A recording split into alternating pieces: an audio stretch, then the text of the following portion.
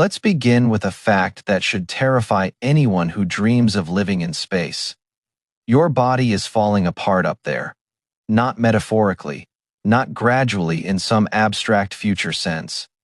Right now, as astronauts orbit the Earth aboard the International Space Station, their bones are dissolving, their muscles are withering, their hearts are shrinking, their eyes are being deformed. This is not a malfunction.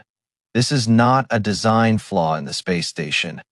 This is what happens to every human body when you remove the one force it was built to resist. Gravity. Take away gravity and the human body begins to destroy itself.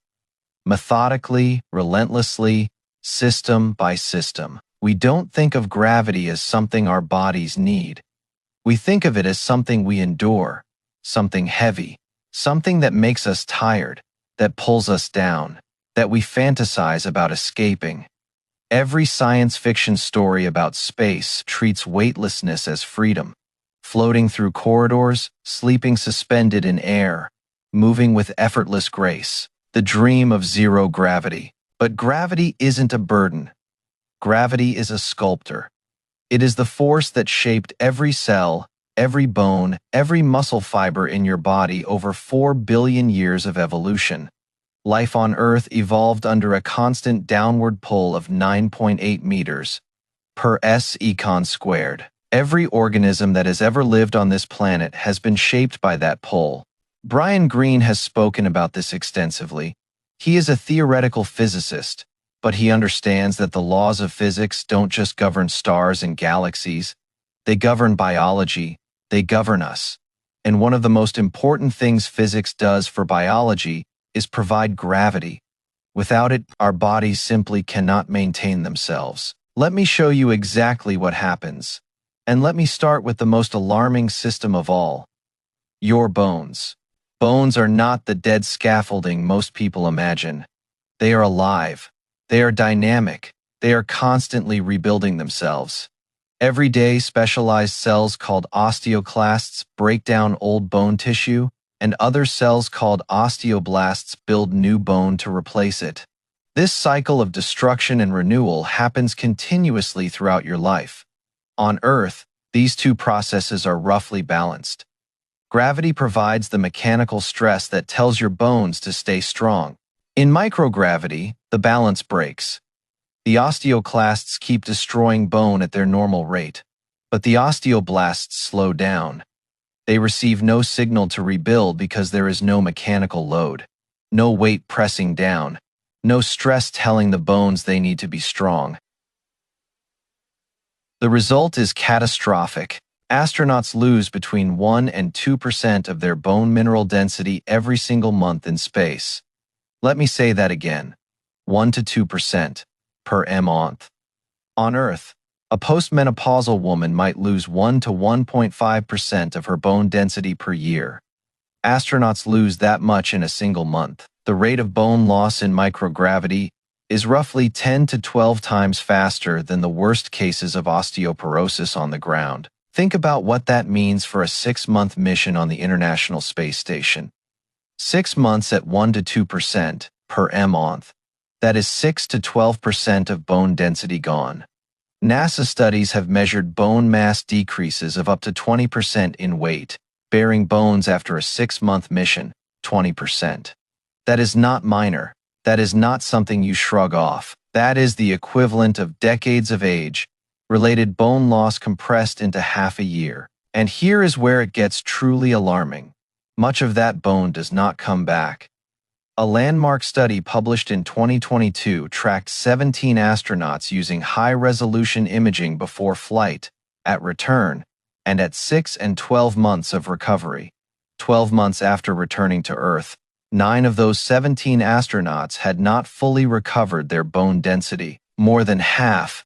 Their tibias showed strength deficits, reduced trabecular thickness, and compromised microarchitecture even after a full year back on solid ground.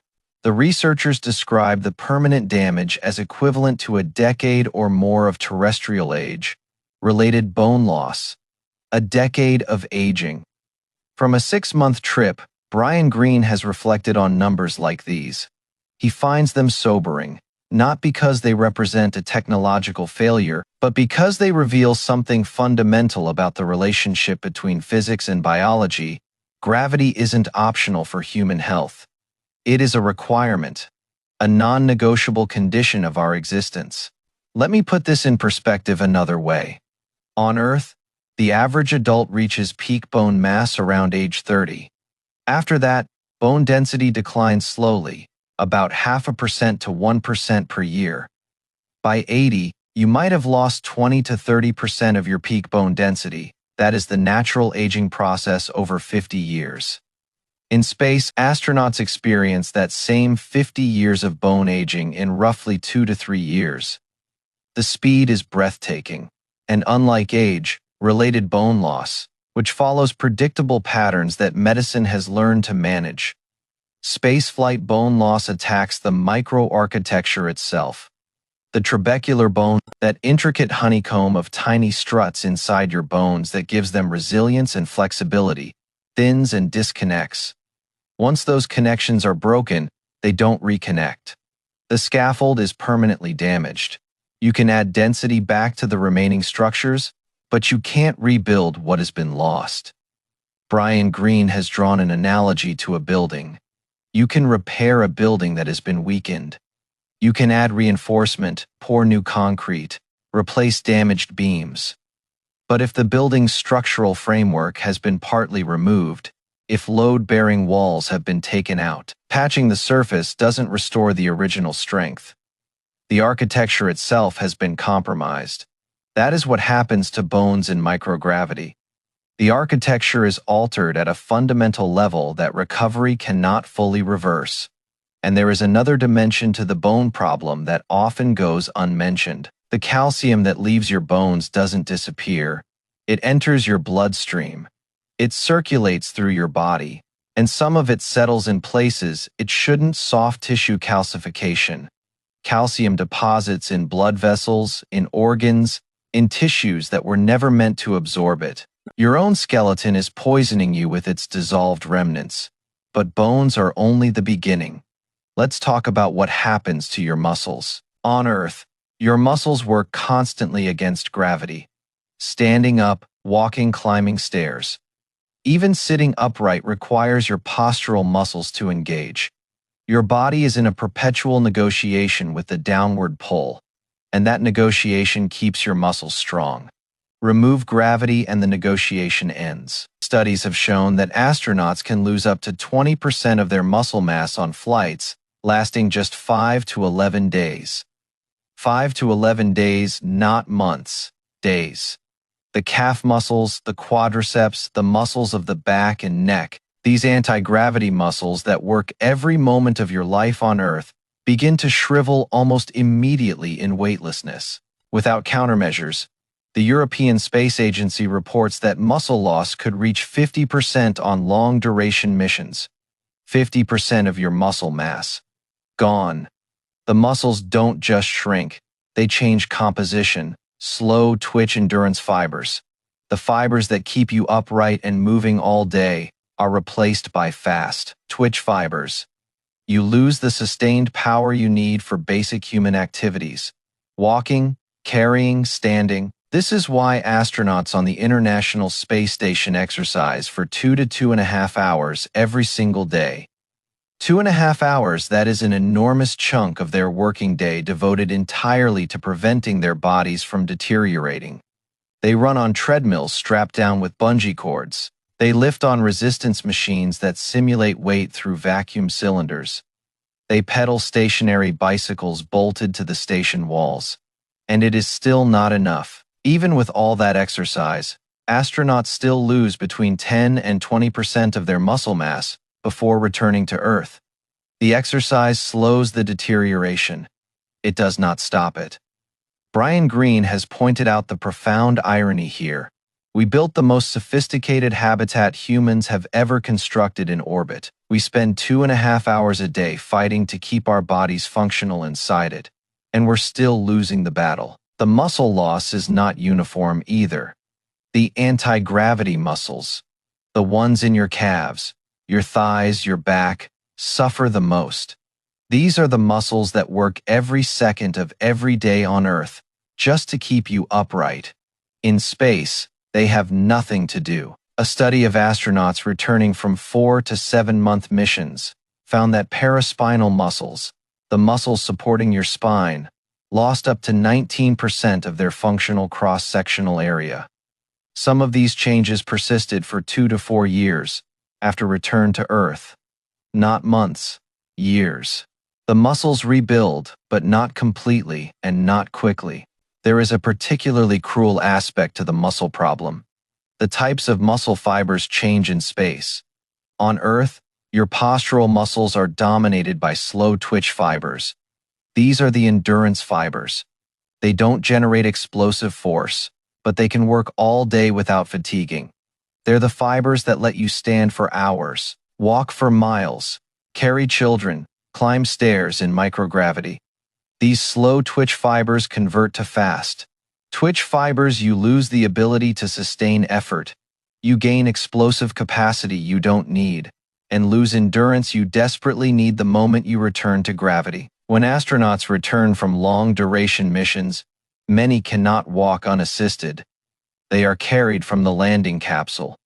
Their legs cannot support their own weight. After 6 months in space, the simple act of standing upright is a challenge. The simple act of walking is exhausting. These are among the fittest humans on the planet, and they come home unable to stand. Now let's talk about the heart. Because gravity shapes your cardiovascular system just as profoundly as it shapes your bones and muscles. On Earth, your heart works constantly against gravity. When you stand up, gravity pulls your blood downward into your legs and abdomen. Your heart must pump hard enough to push that blood back up to your brain. Your blood vessels constrict and expand to regulate pressure. Your entire cardiovascular system is calibrated to function under the constant downward pull. In microgravity, gravity stops pulling blood downward. About 2 liters of fluid shift from your legs up toward your head and chest. Your face puffs up, your legs thin out. Astronauts call it the puffy face, chicken leg phenomenon. But what is happening inside is far more serious than cosmetic changes. Your blood volume drops by 10 to 15%. Your body, sensing the fluid shift upward, interprets the situation as having too much blood and begins shedding it. Plasma volume decreases. Red blood cell production slows, and your heart, no longer needing to pump against gravity, begins to shrink. NASA research has documented that the heart changes shape in microgravity. On Earth, the heart is oval, stretched by the constant work of pumping against gravity. In space, it becomes more spherical, rounder, smaller. The cardiac muscle atrophies because it is doing less work. Over a 6-month mission, cardiac muscle mass can decrease by more than 10%. The heart's maximum pumping capacity drops by 10 to 20%.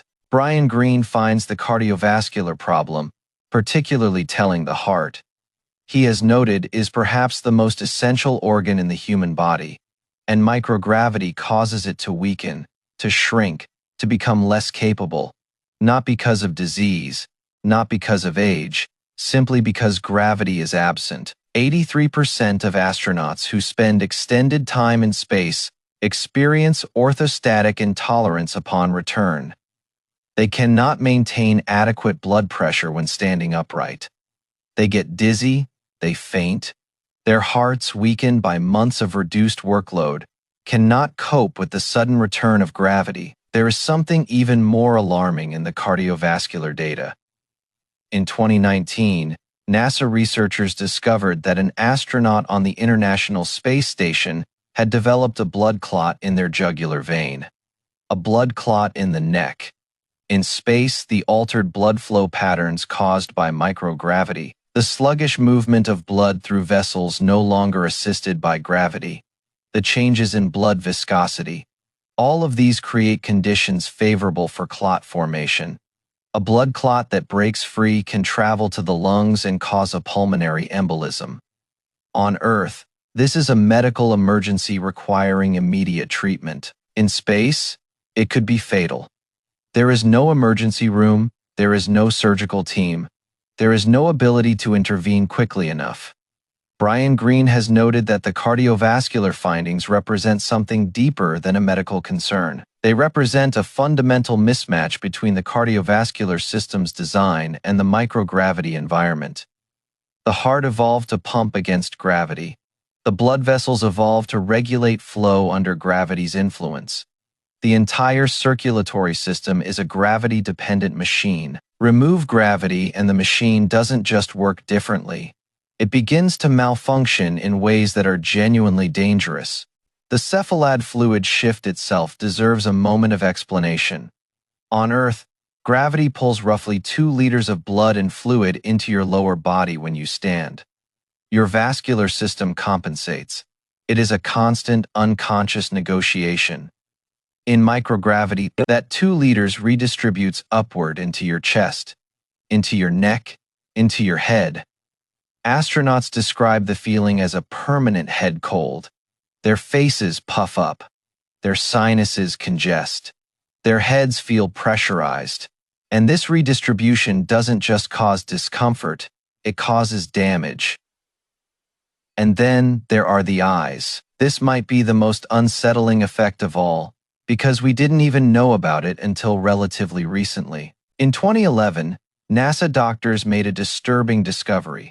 Astronauts returning from long-duration missions were reporting blurred vision. When examined, their eyes showed structural changes. The backs of their eyeballs were flattening. Their optic nerves were swelling. The shape of their eyes was physically deforming. NASA now calls this spaceflight-associated neuro-ocular syndrome, or SANS. It is classified as one of the most significant health risks of long-duration spaceflight. The syndrome is believed to result from the fluid shift we discussed earlier. Without gravity pulling fluids downward, excess cerebrospinal fluid accumulates around the brain and behind the eyes. This increases pressure on the optic nerve. It physically reshapes the eyeball. It damages vision in ways that may be permanent. Early astronauts noticed the problem informally. They started bringing what they called anticipation glasses on missions. Extra pairs of reading glasses with different prescriptions to compensate for the vision changes they knew would come. The fact that astronauts had to bring backup glasses because they knew space would damage their eyesight tells you everything about how fundamental this problem is. The numbers are stark. Studies of long-duration astronauts on the International Space Station have found that the majority develop some measurable degree of ocular change. Not a minority. Not an unlucky few. The majority, globe flattening, choroidal folds, optic disc edema, these are structural deformations of the eye itself. The eyeball is being physically pushed and reshaped by pressure that wouldn't exist on Earth, and some of these changes appear to be permanent. Astronauts who returned from 6-month missions showed optic nerve damage and retinal changes that persisted months after landing. The eye does not simply spring back to its original shape when gravity returns. Some of the damage is done, some of it stays. For a 6-month mission, the visual impairment is concerning but manageable. For a 3-year Mars mission, it could mean astronauts arriving at their destination unable to see clearly enough to perform mission-critical tasks. Think about that for a moment. We are discussing a scenario in which highly trained astronauts travel for 7 months to reach Mars. And during that journey, their eyes are physically deformed by the absence of gravity. Not damaged by radiation. Not injured by an accident. Damaged by nothing. Damaged by the absence of the force their eyes were built to operate under. Brian Greene has discussed SANS as an example of how the human body reveals its gravitational dependence in ways we never anticipated. We didn't design the eye to work in microgravity because we didn't know it mattered. It turns out every fluid system in the body depends on gravity for proper distribution. Without that downward pull, fluids accumulate where they shouldn't. Pressure builds where it shouldn't. Structures deform that shouldn't deform. Now let's consider the immune system. Because microgravity doesn't just reshape your body. It undermines your ability to fight disease. Studies dating back to the Apollo missions have documented that spaceflight suppresses the immune system. In microgravity, T cells become less effective. Natural killer cells are impaired. The body's ability to mount an immune response to infection is significantly compromised. More than half of the astronauts on the Apollo missions experienced bacterial or viral infections during their flights. At the same time, pathogens become more virulent in microgravity.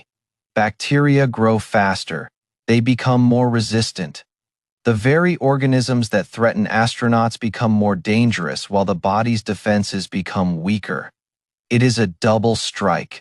Your shield drops and the sword gets sharper simultaneously. The immune suppression is not subtle.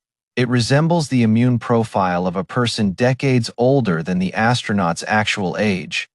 Researchers have documented increased reactivation of latent viruses in astronauts. Viruses that their immune systems had kept dormant for years, suddenly flaring back to life. Herpes viruses, varicella zoster, Epstein-Barr.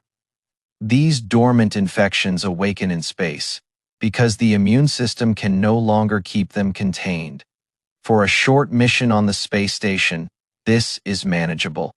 For a 3-year Mars mission far from any hospital, with a medicine cabinet of limited supplies, it could be catastrophic. Brian Greene has pointed out that the immune system problem compounds every other problem. Weakened bones are more vulnerable to infection after a fracture. Atrophied muscles heal more slowly. A compromised immune system means that every other physical degradation becomes harder for the body to manage and recover from. The systems are interconnected. When one fails, it accelerates the failure of others. Microgravity doesn't just attack one system. It attacks all systems simultaneously, and the combined effect is greater than the sum of the parts. And there is something else. Something that connects the bone loss, the muscle atrophy, the cardiovascular deconditioning, and the immune suppression into a single terrifying pattern. All of it gets worse with time. There is no evidence that the body reaches a plateau and stabilizes. The losses continue month after month, compounding on themselves. This is perhaps the most important finding from decades of research on the International Space Station. Many researchers hoped that the body would adapt, that after a few months in microgravity, the deterioration would slow, stabilize, and reach a new equilibrium. A lower baseline, certainly, but a stable one. That is not what the data shows. Bone loss continues at roughly the same rate month after month. Muscle atrophy continues. Cardiovascular deconditioning continues. There is no equilibrium. There is no adaptation. There is only ongoing decline. Brian Greene has emphasized the significance of this finding. If the body adapted, if there were a plateau, then long-duration missions might be feasible. Astronauts would deteriorate to a certain point and then stabilize. They could function at that reduced level. But without a plateau, every additional day in microgravity costs something irreplaceable. The clock never stops ticking. The debt never stops accumulating. This is the fundamental problem for any long-duration space mission. A trip to Mars at minimum would take about 7 months each way, plus time on the surface. A round-trip mission could last 2.5 to 3 years. 3 years of bone loss at 1 to 2% per month, 3 years of muscle atrophy, 3 years of cardiovascular deconditioning, 3 years of immune suppression and vision damage. Brian Greene has done the arithmetic, and the arithmetic is devastating. At 1% bone loss per month, a 3-year Mars mission would cost astronauts roughly 36% of their bone density. Even at the more conservative estimates, even with exercise countermeasures, the loss would be catastrophic. Astronauts arriving at Mars would have the skeletal strength of 70 or 80-year-olds. They would need to work on the Martian surface, conduct research, possibly handle emergencies, all with bones that could fracture from a simple stumble. And then they would need to survive the 7-month journey home. 7 more months of bone loss. 7 more months of muscle atrophy. 7 more months of cardiovascular deconditioning on top of what they've already endured. By the time they return to Earth, their bodies might be permanently damaged, not possibly damaged. The research suggests that much of the deterioration would be irreversible. Remember those 17 astronauts from the 2022 study? 9 of them hadn't recovered their bone density after 12 months back on Earth, and they had only been in space for 4 to 7 months. A 3-year mission is a fundamentally different proposition. The cumulative damage might overwhelm the body's ability to recover entirely. More recent research from 2024 tracked bone remodeling at the cellular level in 17 astronauts and found something striking. During 6 months in microgravity bone resorption, the process of breaking bone down was 3 times higher than bone formation. 3 times when the astronauts returned to Earth, targeted bone formation did occur, but it was concentrated in the first 6 months after landing. After that, recovery essentially stopped. The window for bone repair was limited. The researchers described these as arrested remodeling sites, places where bone was destroyed in space and never rebuilt. Places where the body's repair mechanism started, then gave up permanent holes in the architecture of the skeleton. Brian Greene has reflected on what this means. It means that spaceflight causes structural damage to the human body that the body itself cannot fully repair. This is not a temporary setback. It is a permanent alteration. Space travel changes you at the level of bone architecture, and some of those changes are forever. Let me talk about something we haven't addressed yet: the kidney stones. Because bone loss doesn't just weaken your skeleton, it floods your bloodstream with calcium. When bone breaks down in microgravity, the calcium that was stored in those bones has to go somewhere. It enters the bloodstream. Your kidneys must filter this excess calcium in microgravity. With altered fluid dynamics and reduced hydration, that calcium tends to crystallize. It forms kidney stones.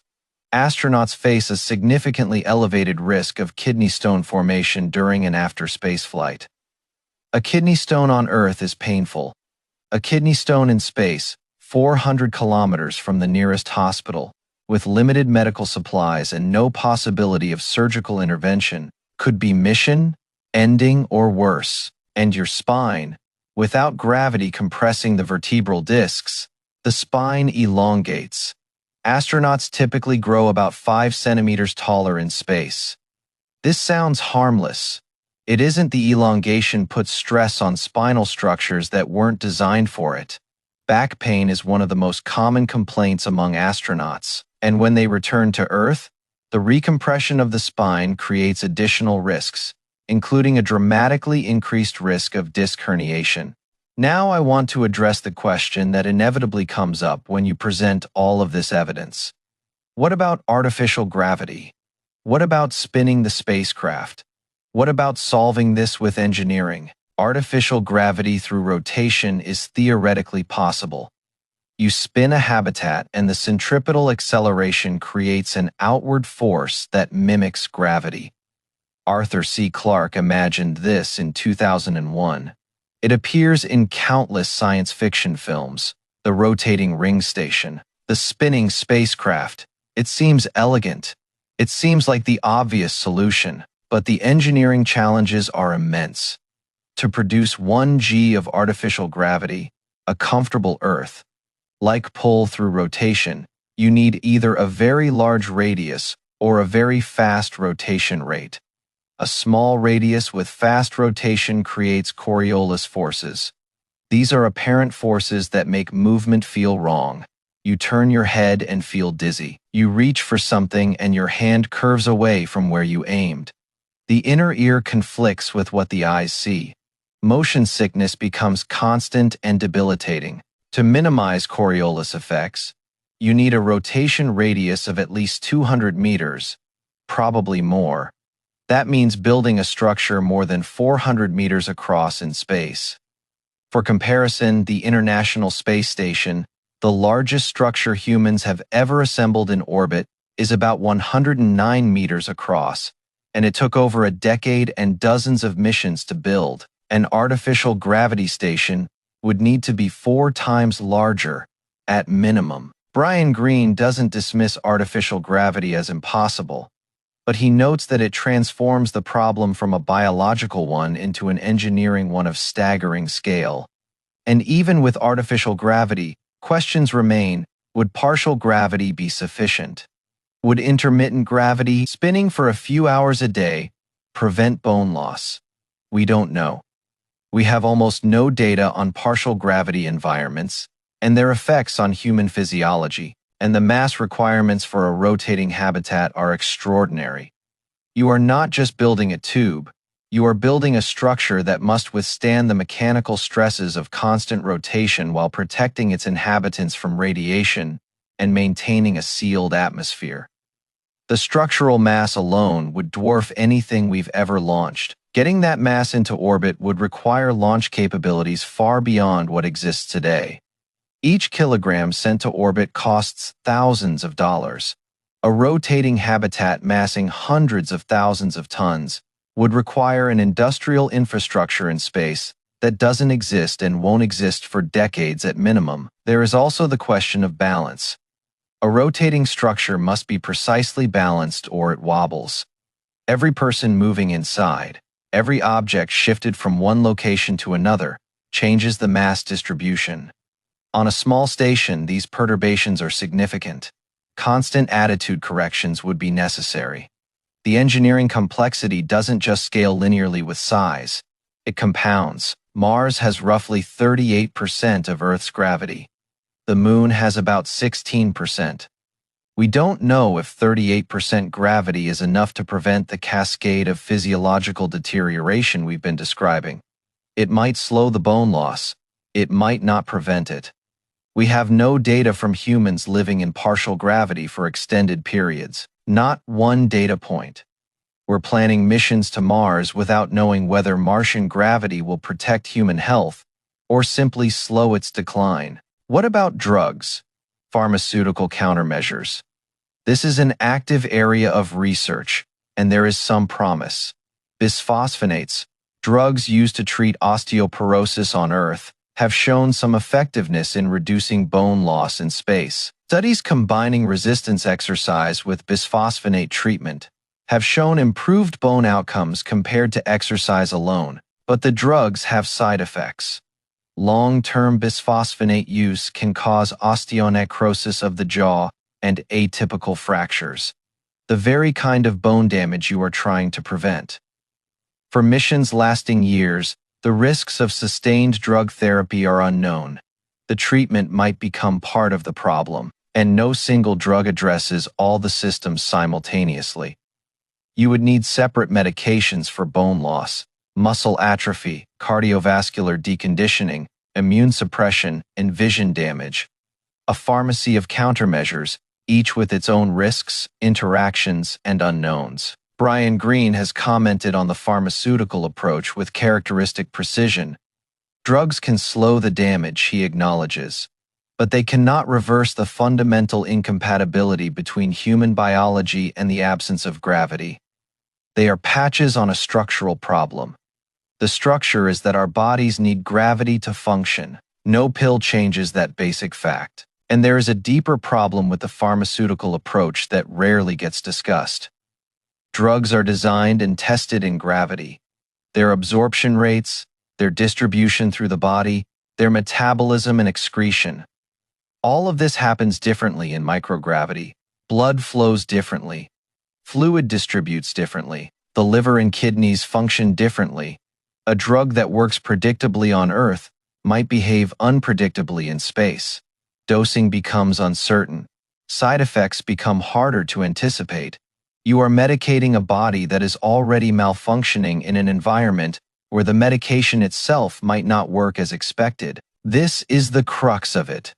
Every countermeasure we've developed, exercise, drugs, compression garments, dietary supplements, all of them attempt to simulate or compensate for the absence of gravity.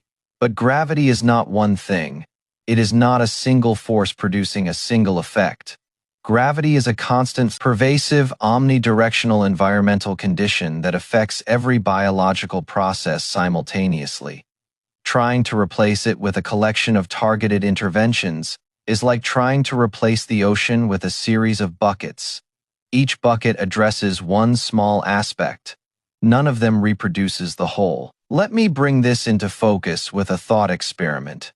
Imagine you are an astronaut selected for the first mission to Mars. You are in peak physical condition. You've trained for years. You are among the healthiest humans on the planet. You launch from Earth and begin the 7-month cruise to Mars. By the end of month 1, you've lost 1 to 2% of your bone density. Your calf muscles have begun to atrophy. Your heart has started to shrink. Fluid has shifted to your head, and your vision is beginning to blur. By month 3, you've lost 3 to 6% of your bone density. Your muscle mass has decreased by 10 to 15% despite 2 hours of daily exercise. Your cardiovascular capacity has dropped measurably. You are weaker than when you left.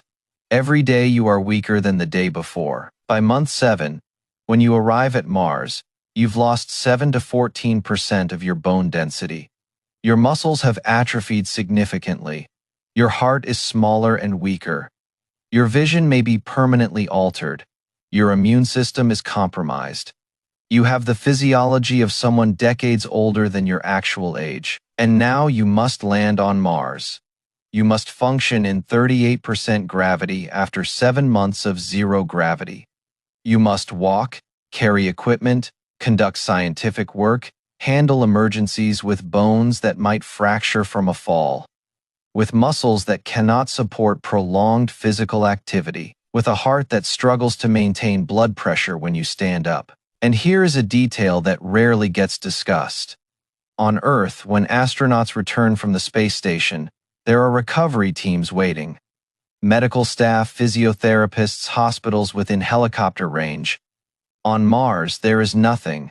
No recovery team, no medical facility, no way home for years. If an astronaut breaks a bone on Mars, which is significantly more likely given the bone loss they've sustained, the treatment options are essentially first aid. And in reduced gravity with a compromised immune system, fracture healing would be slower and less reliable than on Earth. Brian Greene has described this scenario as a fundamental tension between our ambitions and our biology we want to explore. We want to push boundaries. We want to go to Mars, but our bodies are products of Earth. They are calibrated for Earth. They function properly only on Earth or in conditions very similar to Earth. And the journey to Mars is nothing like Earth. This is not a problem of willpower or courage. This is physics and biology in fundamental conflict. The laws of physics permit weightless travel through space. The laws of biology forbid prolonged human survival in that state. Both laws are non-negotiable. Both laws are absolute, and they contradict each other directly when it comes to human spaceflight. Let me be clear about what we are and are not saying. We are not saying space exploration is impossible. Robots explore space brilliantly. They don't have bones to lose or muscles to atrophy. The rovers on Mars, the probes at Jupiter and Saturn, these are triumphs of human ingenuity that sidestep the biological problem entirely. We are not saying humans can never go to Mars. Short missions with extensive countermeasures might be survivable, though the health costs would be severe. What we are saying is that human bodies and the space environment are fundamentally incompatible. Gravity is not an inconvenience to be engineered away. It is a biological necessity as essential as oxygen or water. Brian Greene has put this more elegantly than most.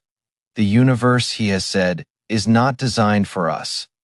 We are designed for one very specific place, a place with a particular gravity, a particular atmosphere, a particular magnetic field. We can survive brief excursions beyond that place, but we cannot thrive. We cannot remain healthy. We cannot escape the biological consequences of leaving home. The dream of humanity as a spacefaring species confronts an uncomfortable truth. We are planetary creatures. Our bones need gravity. Our muscles need gravity. Our hearts need gravity. Our eyes need gravity. Our immune systems need gravity. Every system in our bodies, evolved over billions of years, depends on the constant downward pull of a planet beneath our feet, and the universe doesn't provide gravity between the planets. The vast spaces between worlds are weightless voids, where human biology steadily deteriorates. Every hour in that void costs us something: bone density, muscle mass, cardiovascular capacity, vision, immune function. The price is non-negotiable, and the universe does not accept returns. Some might argue that evolution could eventually solve this. Given enough time, humans might adapt to microgravity. This is theoretically possible, but practically irrelevant. Evolution operates over hundreds of thousands of years. Our ambitions for space operate over decades. There is no evolutionary shortcut. Our bodies are what they are. They are gravity-dependent machines and will remain so for longer than any of us will live. Brian Greene has reflected on what all of this means for our cosmic aspirations. He doesn't find it depressing. He finds it clarifying. Understanding our biological limits doesn't diminish us. It helps us make better choices. It directs our energy towards solutions that might actually work, like artificial gravity, like advanced robotics, like protecting and sustaining the one world where human bodies function as they should. The International Space Station is the greatest experiment in human spaceflight we have ever conducted. And what it has taught us, above everything else, is how profoundly our bodies depend on the planet below. Every astronaut who returns with weakened bones, atrophied muscles, a shrunken heart, and damaged vision is delivering the same message. We belong here. Our bodies know it even when our minds dream of elsewhere. That is not a limitation to mourn. It is a truth to respect. The same gravity that holds us to this planet keeps us alive. The same force that makes our legs tired after a long walk maintains our skeletons. The same pull we dream of escaping is the pull that keeps our hearts strong, our muscles functional, our bones dense, our eyes shaped correctly, our immune systems vigilant. Gravity is not our enemy. Gravity is our oldest and most faithful companion. It has been with us since the first cell divided in a primordial ocean. It has shaped every organism that ever lived, and it remains after 60 years of spaceflight, the one thing we cannot replace, cannot simulate adequately, cannot live without. Brian Greene has said this many times in many ways. The laws of physics are not suggestions. They are not obstacles to be overcome by determination. They are the rules of reality. And one of those rules is that biology requires gravity. We can rage against it. We can engineer around the edges. We can mitigate and compensate and countermeasure. But we cannot change the fact that human bodies were built for a world with weight, and they fail without it. Look at your hands. Feel the weight of your arms hanging at your sides. Feel the pressure of the floor against your feet. Feel the gentle pull that keeps you in your chair, that keeps the blood flowing properly through your veins, that keeps your bones dense and your muscles toned and your heart working at its proper capacity. That pull is gravity. That pull is life. That pull is the invisible hand that has sculpted every living thing on Earth for 4 billion years. And when we leave it behind, our bodies notice immediately. They begin to disassemble. They begin to fail. System by system, piece by piece, like a house losing its foundation. The verdict is clear. Zero gravity destroys us. Not quickly, not dramatically, slowly, methodically, and with a thoroughness that no amount of exercise, medication, or willpower can fully prevent. This is not a problem to be solved. This is a condition of our existence. We are creatures of gravity, bound to it as surely as we are bound to air and water and warmth. But here is what Brian Greene would want you to take from all of this. The fact that we are gravity-dependent is not a tragedy. It is a revelation. It reveals how deeply interconnected we are with our planet. It reveals how precisely calibrated the relationship between life and environment truly is. 4 billion years of evolution did not just produce organisms that live on Earth. It produced organisms that are expressions of Earth. Our bones are Earth's gravity made structural. Our muscles are Earth's gravity made functional. Our hearts are Earth's gravity made circulatory. We are not separate from this planet. We are not passengers. We are manifestations of it. Every cell in your body carries the signature of the gravitational field that shaped it. Every bone in your skeleton is a record of the force that built it. Every heartbeat is a response to the pull that demands it. The universe is vast and we dream of crossing it. That dream is beautiful and it speaks to the best parts of who we are. But the same laws of physics that give us the universe to dream about also bind us to the world that made us. We can send our robots.